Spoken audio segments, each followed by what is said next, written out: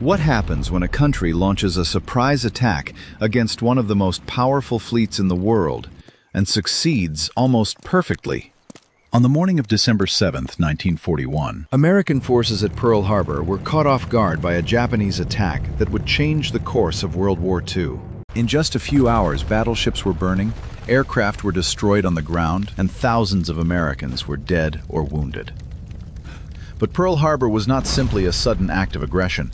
It was the result of years of rising tension between Japan and the United States, a desperate struggle for resources, and a Japanese plan designed to strike before America could interfere with Japan's expansion across Asia. So how did Japan manage to surprise the United States so completely? And why did this victory ultimately become one of Japan's greatest strategic mistakes? After World War I, Japan emerged as one of the victorious powers and had developed into an important industrial and military nation.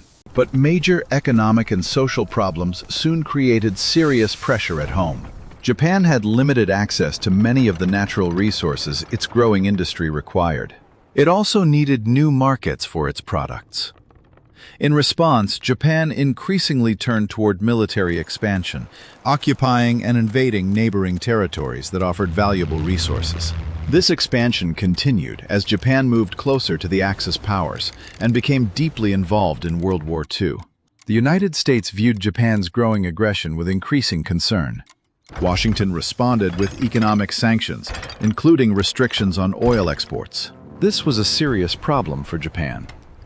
Japanese industry and its military machine depended heavily on imported petroleum, much of which had previously come from the United States.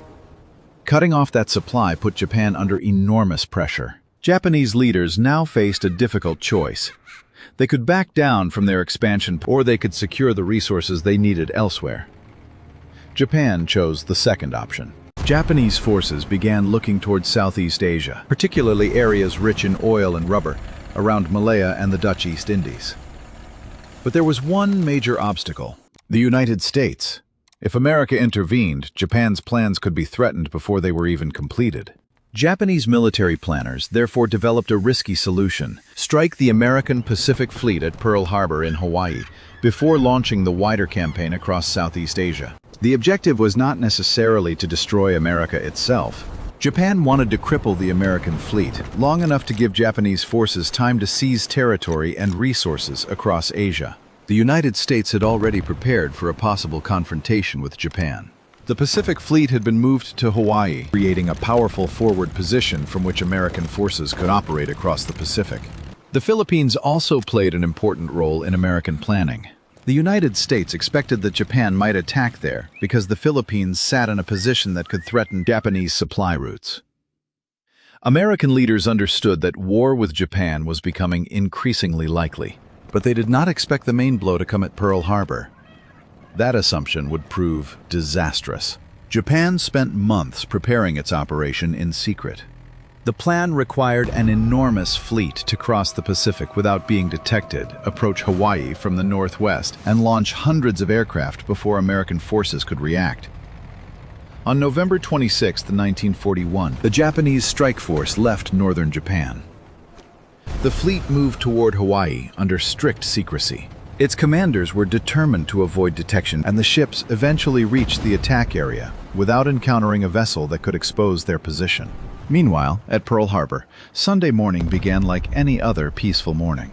Many sailors and officers were still asleep. Aircraft were sitting on airfields. Battleships were anchored in the harbor. Then something unusual appeared on American radar. A large formation of aircraft was approaching. The radar operators reported what they saw, but the incoming aircraft were mistaken for American planes that were expected to arrive in the area. That decision bought Japan exactly what it needed: surprise. At 6 in the morning, the first Japanese attack force had already begun its mission. A total of 183 aircraft headed toward Hawaii in 3 main groups, targeting American battleships, airfields, and military facilities. At approximately 7:48 a.m., the attack began. Japanese aircraft suddenly appeared over Pearl Harbor. Torpedo bombers rushed toward the American battleships, while other aircraft attacked military airfields. American forces were caught in a state of confusion. The first major ships were struck by torpedoes. The USS Utah, a training ship, was among the first to be hit and eventually overturned. Soon afterward, the battleships Oklahoma, West Virginia, and California were attacked. The harbor erupted into explosions. American sailors rushed to their battle stations, but the Japanese attack had already caused enormous damage. Then, the bombers came. Aircraft attacked the battleships from above, while torpedo planes continued their assault from the water. The USS Arizona was struck with devastating consequences. A bomb reached the ship's ammunition storage area, triggering a massive explosion.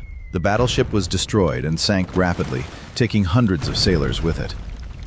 Across Pearl Harbor, fires spread from ship to ship. But Japan was not finished. At around 8:54 a.m., the second wave of Japanese aircraft arrived. This time, the attackers focused on completing the destruction of remaining targets and hitting American airfields. The battleship Nevada attempted to escape the harbor, but repeated attacks forced it to run aground. Other ships, including the destroyers Shaw Downs and Cassin, were badly damaged or destroyed. The airfields were also being devastated. American aircraft were lined up on the ground, making them easy targets for Japanese pilots. Hundreds of planes were destroyed or damaged before many could even take off. The situation on the ground became chaotic. Some American aircraft managed to arrive in the middle of the battle. But pilots had to deal not only with Japanese fighters in the sky, but also with American anti-aircraft fire caused by confusion and fear. Even so, American resistance began to grow. Pilots such as George Welch and Kenneth Taylor managed to get into the air and engage Japanese aircraft, shooting down several enemy planes. But by then, the damage to Pearl Harbor was already enormous.